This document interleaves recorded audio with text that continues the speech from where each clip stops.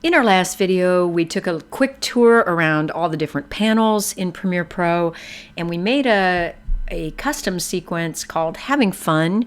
We set those custom sequence settings, and we dragged onto the timeline two different clips, different sizes, and we adjusted that. So you should see on the timeline now, and you should be able to play the timeline. You can do that by clicking a play button here right below the preview, or honestly, I just like to use my keyboard spacebar to hit play.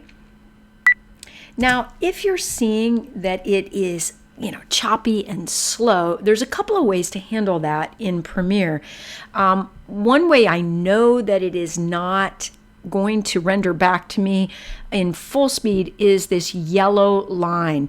So if you see a yellow line on the timeline, or even worse, a red line, that's telling you that Premiere Pro is not going to play it back at true speed, that is going to have trouble with it. So a couple of ways to help it along a little bit.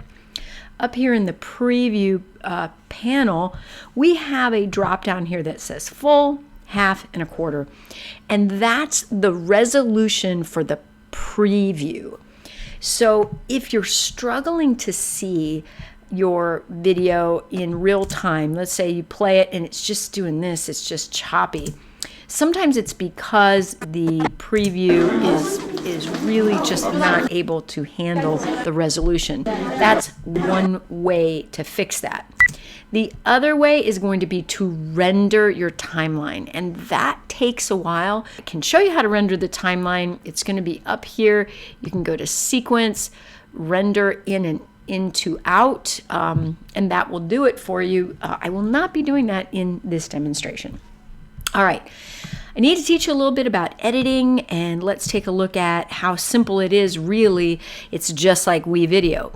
Let's say I would like to edit this clip that's on the timeline. Sure, I can click and drag to remove the beginning. I can click and drag to remove the end. That's simple, and I can slide it around the timeline where I need it. I can bring it up to video 2 if I want to bring it up to a different track, and I can leave it on video 1. The biggest difference is that we don't have those scissors right here on the timeline. What you want is to use a different tool, and our tools are on the left. So there's a razor blade tool that you can click, and this, wherever you place the razor blade, is where it's going to cut in half that clip. I find that process incredibly cumbersome, and I don't use it. I don't like having to click on the tool and so forth. I use the keyboard shortcut. When I get to a point where I've put the playhead where I want to cut, I use Control K. And that splits that video right there. It is so much faster, Control K. If you want to call up the razor blade tool with just a keyboard shortcut, that would be the C. And literally just C on the keyboard will bring up the razor blade tool. Most Adobe editors are going to be using keyboard shortcuts.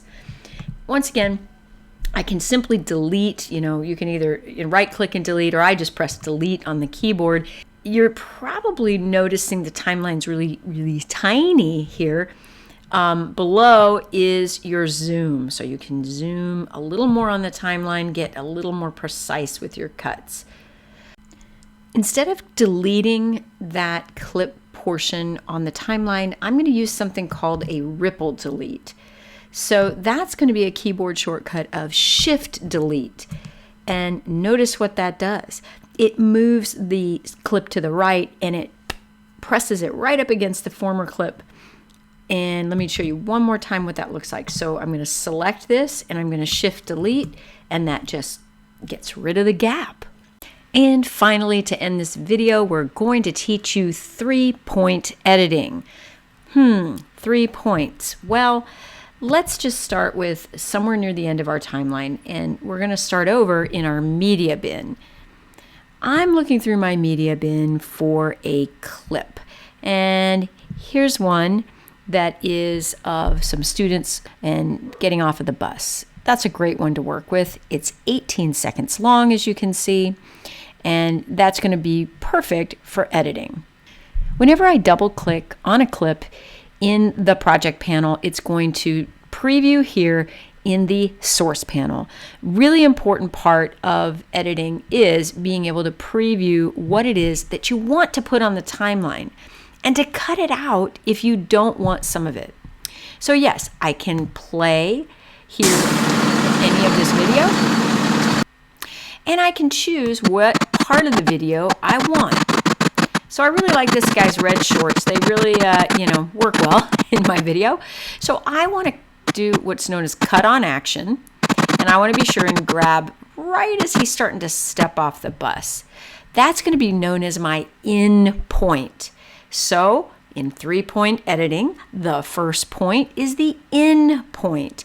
You can mark the in point here with the mark in button, just like that. Or if you're like me and you use keyboard shortcuts, I'm going to use the letter I on the keyboard to mark my in point. So let's scrub on through and see how much more. Ooh, I like when that kid jumps, and I want to end it right about there. So here we go. If that first one was the in point, the last one is the out point, and that's going to be either the button right below here, or it's going to be O on your keyboard. So we've got 2 points of editing, in point and out point. And now the last point is to get it onto the timeline. Well, we can do that a lot of ways. I can put my mouse cursor right in the middle of what I see on the preview and click and drag, and that's going to bring the clip down to my timeline. That's the third point of 3-point editing, is the in, out, and place on the timeline. However, there's a really nice thing about this source panel that I use on a regular basis, and that is to only pull either video or audio. And you can see that by hovering your mouse over these 2 icons. If I only want audio from this clip, maybe I want that natural sound, I can pull that down and it will only show me audio on the timeline.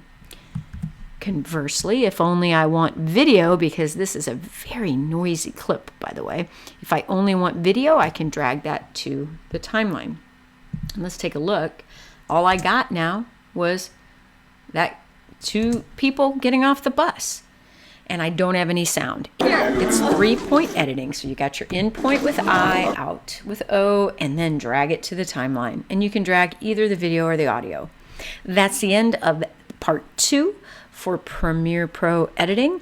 We're going to jump into part 3 and do a little bit more with text and graphics.